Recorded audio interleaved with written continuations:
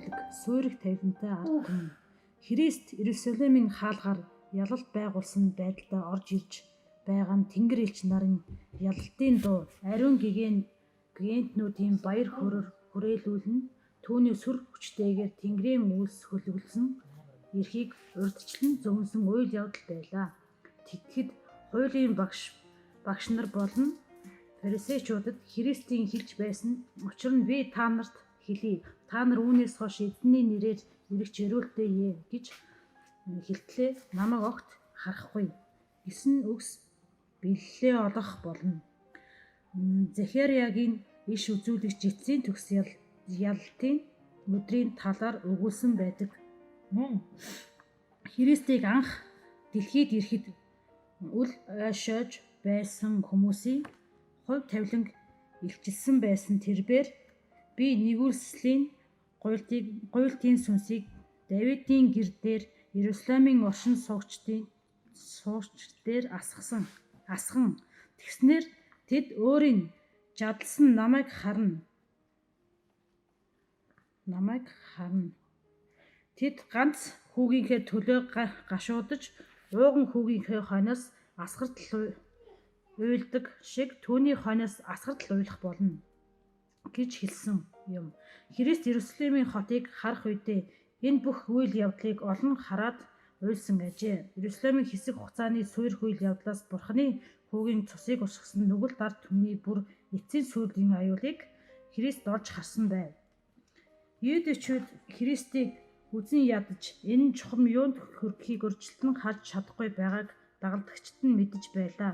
Тэд Израилийн жинхэнэ нөхцөл байдлыг сайн мэдэхгүй байсан учраас Иерусалим дуудахгүй учрах аимшигтай сүрлийн аюулыг төсөөлөхгүй байлаа. Христ харин удахгүй болон үйл явдлыг тэдэнд маш тодорхой байдлаар засаж сургасан. Иерусалимийн урайлан дуудсан сүүлийн дуудлага тэд нарт тус болсонгүй. Энэ хэн бэ гэсэн асуултынхаа хариуд тахилчид, удирдагчид, эрт цагийн иш үзүүлэгчдийн хэлсэн үгсийг цамнуулан хэлсэн. Олон түмний дунд хоолойг сонссон боловч тэдгээрийг ариун сүнсний дуу хоолой гэж хүлээж авсангүй. Уур хилэн бадарч аргаа барьсан ард түмний хэлж байгаа үгсийг дууга болгох гэж оролдов. Олонний дунд Ромын цэргийн дарга нар байжээ. Христийн дайснууд түүнийг бослохыг удирдах байгаа хүн гэж тэдэнд мэдэгдэв.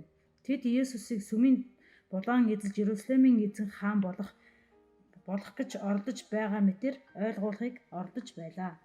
Харин Есүс намуухан дуу хоолойгоор ярьж эхлэхэд олонний чимээ шууган түр намжив. Тэрээр газар дээр хаанчлалаа байгуулах гэж ирээгүй одоохон удахгүй эцэг рүүгээ дээш өргөдөн гэдгээ дахин тунхаглав. Мөн түүнийг гүтгэн доромжлогч Тэнгэрлэг сүр хүчээ харуулн буцан ирэх хүртэл дахин харахгүй та тэд аврагдах боломжоо алдсныхаа дараа түүнийг хүлээн зөвшөөрөх болно гэж тунхагласан. Харин энэ үгсээ их гонигсан байдалтай боловч ирч хүчтэйгээр хэлжээ. Ромын цэргийн дарга нар эдгээр үгсийг сонсоод дуугүй болов. Дуулууртай болон хувирав.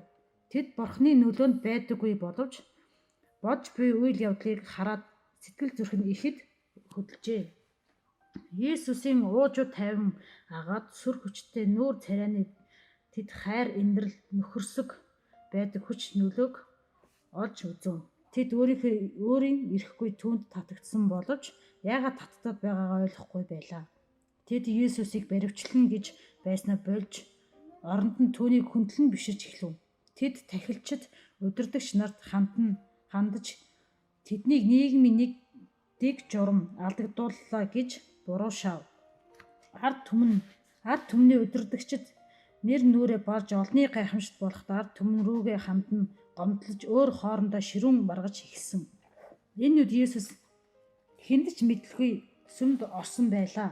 Бүхэн чидүүн улаан дээр болж байгаа үйл явдал руу анхаарч тийш зүгсэн байсан учраас сүм нам гүн байв. Есүс сүмд хэсэг хугацаанд байх үедээ түүний гонигтай нүдэрээ ажиглан харж байлаа. Ингээд дараагаар нь дагалдагч нарынхаа хамт Битан руу буцаж явжээ. Харин хүмүүс түүнийг Хаан судал залах гэтэл тэрээр олдсонгүй. Ард түмэн түүнийг хаас сайгүй ирээд олсонгүй. Есүс шүнжэнгөө залбирал хийж өнгөрөөгөөд өглөөгөр нь сүмд дахин ирэв. Сүм ирэх замдаа Есүс инжирийн мод тарьсан цэцэрлэгийн хажуугаар гарчээ. Тэрбээр өсөж явсан тул холоос навчит инжирийн модыг харж модноос юм олж юу магад гэд явлаа. Тэр хурч ирээд навчнаас өөр юу ч олсонгүй. Учир нь инжирийн улирал болоогүй байв. Тухайн үед инжир боловсрох цаг биш байсан боловч зарим газруудад инжир боловсрсон байлаа. Харин Иерусалимын өндөрлөг газруудад инжирийн улирал болоогүй байв. Гэтэл нэг модны хажуугаар хартал бусдаас арай эрт жимсэн боловсрч байгаа мэт харагджээ. Энэ модны навчс нь нэвсийтэл ургасан байсан ба инжирийн жимс нь навчаасаа төрүүлэн ургадаг байв. Навч нь ургасан болохоор жимс нь боловсрсон байх ёстой байлаа. Гэтэл мод хардаж байгаас өөр байв. Есүс модны навчнаас доороос нь дээш нь нэггүй сөхөж үзвэл навчнаас өөр юу ч байсангүй. Навч нь багасаад л ургасан хэрнээ жимсгүй байлаа. Христээр жимсний модыг эсэргүүцсэн үгсийг хэлв. Чамаас хэн хизээч дахиж жимс бүү идэг гэж хэлв. Аврагч маргааш өглөө нь дагалдагч нартайгаа хот руу явах замд мөчрөн хатаж навч нь унаж буй өнөөх мод тэднийг анхаарлыг татав. Багшаа хараач, та хараас нь инжирийн мод хатчихж гэж Петр хэлв. Христ энэ модыг хараас нь үлдэл дагалдагч нарт их хачирхалтай санагдав. Есүс ийм үйлдэл хийдэг хүн биш мэт санагдан тэрбээр дэлхийг буруутгахын тулд бус харин авран хамгаалахаа гэсэн гэж удаа дараа тунхаглаж байсан билээ. Дагалдагч нарт багшийнх нь учир нь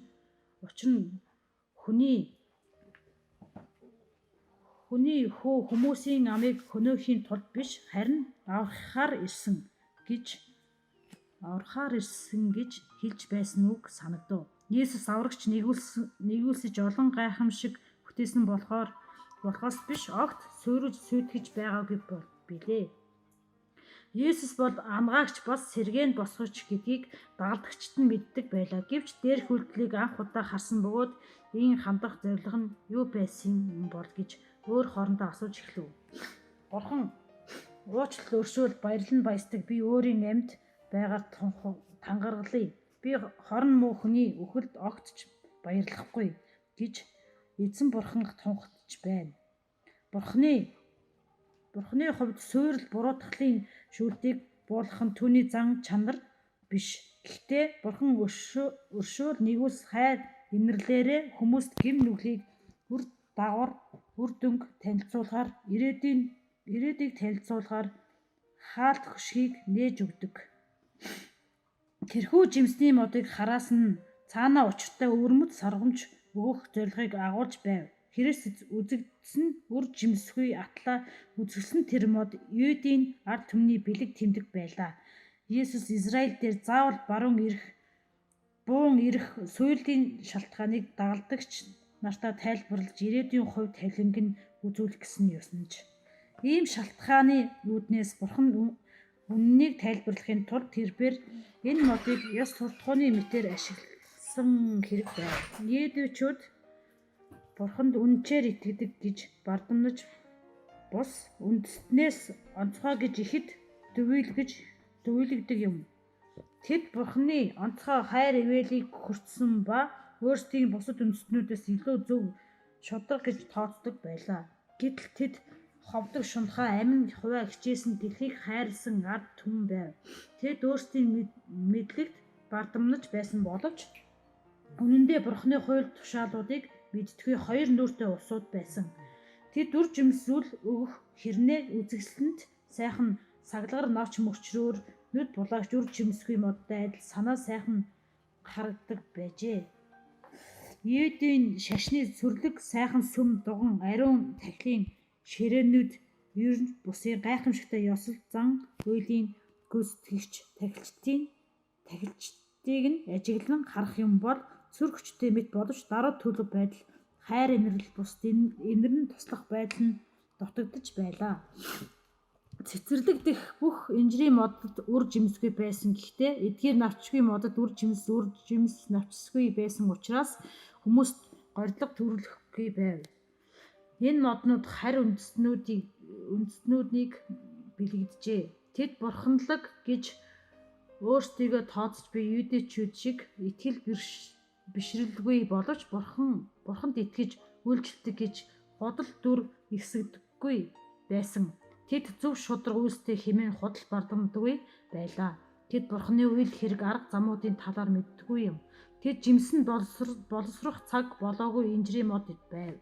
Тэд нар гэрэл гэгээ болон итгэл найдрыг авчрах тэр өдрийг хүсэн хүлээсээр байжээ. Ийдэвчүүд бурханы авгаа ивэл хайрыг хүртсэн боловч эдгээр бэлгүүдээ үл ойшоосон учраас хариуцлага үүрэх шаардлагатай болсон юм. Юудэчүүдийн бардамнаж байгаа тэрхүү давуу талууд нь тэдний гин бурууг улам хөндрүүлж байлаа. Есүс юм идмээр болоод боловсрсон жимс хайж энэ модон дээр очсон. Тэрээр Израильд эрэхтэй зөвхт байдлыг үр жимсийг олж идэхийг хүссэн ирсэн. Христ дэлхийн дахныг ивэхийн тулд тэд нарыг зөвхт байдлыг үр жимстэй байлгахын тулд бэлгүүдээ хальтлан бүтээсэн ажээ. Тэд нарт мөн даалгаж өгсөн үүргийг нь биелүүлэх бүхий л боломж давуу талуудыг бэлгэлсэн юм. Христ энэ бүхний хариуд өөрийн нэгүүлсэн ажил тэд нарыг хамтран ажиллана гэж тайдаж байлаа. Өөрөлийн төлөө өөрийгөө үл хайрлан зүтгэж дорой буурай хүмүүсийг өргөдөн нэгүүлсэн бурхны үйл хэрэг хүчин зүтгэж ойр дотныхоо хүмүүсийг аврах эрмэлзэлтэй болоосай гэж тэрээр ийдэвчүүдээс хүсч байлаа. Тэрээр тэд бурхны үйлийг сахин биелүүлж байсан бол Христтэй адил өөрсдийгөө огоорсон үйлчлэлийг хийх байсан юм. Гэтэл бие тоосны ихэмсэг бардан зан нь тэдний бурхныг болон түүний хайрлах хайрыг харанхуйлжээ. Ийдэвчүүд ерөөл бусдын төлөө үйлчлэхээс татгалцсанаараа өөрсдөө дээрээ сүйлийн авчирсан. Бурхны нэг итгэн даалгаж өгсөн үнэт эрдэнсүүдийг тэд дэлхий дахинд дамжуулж өгсөнгүй. Үр жимсэн инжирийн модноос тэд өөрсдийнхөө гим нүглийн шийдэлээ олж харж болох байсан. Аврагчийн хараалаар үндсэн хүртэл ухаарч хатсан инжирүүд мод юудэчүүдээс бурхны нэгүслийг эргүүлэн авах юм бол ямар байдалд орох талаар өгч би сануулга болж байлаа. Израиля, чи миний эсрэг өөрийнхөө тусан чинь эсрэг байгаа нь чиний суурил билээ гэж эзэн хэлж байна. Энэ сануулга бүх цаг үеийн туршид хүчинтэй байх болно. Христ өөрийн хүчээр бүтээн буй болгосон модоо хураасны үдл бүх сүмүүд бүх Христ итгэгчид сануулга болгоно өгсөн юм. Бусдын төлөө үйлчлэхгүйгээр ямар ч хүн бурхны хуулийн дагуу аж турж байна гэж үзэх үндэсгүй. Гэвч Христ шиг өшөө нэгүүлсэн хувай үл хичээсэн амьдралаар маш олон хүмүүсийн амьдарч чадахгүй байсаар байна. Өөрсдийгөө жинхэнэ Христ итгэж хэмээн үздэг зарим хүмүүс бурханд үйлчлэх гэдэг чухамдаа юу болохыг ч ойлгохгүй байна. Тэдний төлөвлөгөө, санаа, бодолд ердөө өөрсдийнхөө төлөө байх юм. Тэд өөрсдөө ашиг тустай л бол цаг хугацааг үнэлж цэгнэдэг. Тэдний амьдрал зорилго нь ердөө үүнд л оршиж байдаг. Тэд өрөөлийн төлөө бус гагцхүү өөрийнхөө төлөө үйлчлдэг бурхны хувайль хичээсэн үйлчлэлийг гүйцэтгэж байх ёстой энэ дэлхий дээр амьдруулахаар тэднийг бүтээсэн билээ. Тэрээр ойр дотныхоо бүхий л бололцоогоор тусалж байхаар тэднийг бүтээсэн. Гэвч тэд өөрсдөө хэд хөндөр тавьдаг учраас өөрсдөөсөө илүү зүйлийг олж харах боломжгүй болдог. Тэд хүн төрөлхтөнтэй холбоотой байж чаддаггүй. Ингэж өөрсдийнхөө төлөө амьдарч буй хүмүүс үр жимсгүй инжирийн үзэсгэлэнт модтой адил билээ. Тэд итгэл бишрэлийн зан үйлийг ямар ч итгэлгүй гим нүгэлтэй гимшээгүй байдлаар гүйцэтгэдэг. Тэд аман дээрээ бурхны хуулийг эрхэмлэж сахидаг гэж яривч хэрэг дээрээ хуулийг сахин биелүүлдэггүй. Ам ажил хоёр нь алд дэлэн зөрдөг. Хий хоосон үгс хиймэл дүр төрхийг хичнээн үзэн яддаг үр жимсгүй инжирийн модны дэргэд хэлсэн. Христийн үгнээс тэд тод илэрн харагддаг. Бурхан үйлчлдэг гэх боловч түүнийг алдаршуулахын төлөө юу ч хийдэггүй хүн илэрхий нүгэлтнээс 7 дор их нүгэлттэй байдаг гэж хэлсэн. Христийг Иерусалимд ирэхээс өмнө танилцуулсан Инжирийн модны тухай сургаалт үлгэр нь үр жимсгийн модны хараас нь түүний сургамжтай шууд холбоотой юм. Тэр сургаалт үлгэрт цэцэрлэгч үр жимсгүй модны өмнөөс наадхаа энэ жил үлдээчих би шороог нь суллаж өтөг бууцаар бордъё. Тэгээд үр жимс гарал сайн байна. Гарахгүй бол хөрөөдөд хайчих гэж гуйжээ. Үр жимс ургахгүй байгаа модны их анхаарал тавих хэрэгтэй болов. Энэ модонд боломжтой бүхнийг хийж гүйцэтгэх ёстой. Гэвч хэрэв модноос үр жимс гарахгүй бол устгахаас өөр аргагүй болно. Сүйрлээс түүнийг юу ч аварч чадахгүй. Цэцэрлэгчийн хичээл зүтгэл ямар байдлаар төгсснийг энэ сургаалт үлгэр дурдаагүй. Үр дүн нь Христийн зүрх сэтгэлээ хандуулсан хүмүүсээс шалтгааллах байв. Тэдний үр жимсгүй модоор дүрсэлжээ. Тэдний амьдрал өөрсдөөс нь шалтгааллах юм. Диваажингийн бүх боломжийг эвээлүүд тэд нарт өгдсөн боловч тэд дэлбэг нэгүүлслийг ашиг тусыг хэрэгжүүлж чадаагүй. Христ үр жимсний инжирийн модыг хараасны үр дагавар нь тодорхой харагдаж эхэлсэн. Иудейчүүд өөрсдийнхөө суйлыг бий болгосон билээ. Еврей үндэстэн 1000 гаруй жил Бурхны нэгүүлсэл өршөөл инэрлийг буруугаар ашиглаж түүний шүүлтийг өөрсд дээрээ урин авчирсан. Тэд Бурхны сануулга сэрэмжлүүлгийг үл тоомсорлож иш үзүүлэгч нарыг нь алсан. Иудейчүүд Христийн цаг буй гэсэн дээрх үйлдэлүүдийг дагаж өөрсдөө шийтгэлийн хариуцлагыг буулган ирүүлсэн. Бурхны өгч буй уучлал өршөөл сануулгыг тоомсорсноор тухайн үеийнх нь буруутай тооцогдсон. Христийн цаг үед амьдарч байсан иудейчүүд өвөг дээдсийнхээ олон үеийн турш дархалж бүтээсэн гавыг өөрсдөө зөв. Бүх цаг үеийн туршид Бурхантай эвлэрэн нийцэх гэрэл гэгээ боломжууд болон туршилтын цаг хугацаа өгдсөөр ирсэн билээ. Гэвч энэхүү өршөөл нэгүүлслийн цаг хугацаа хэмээн хязгаартай юм.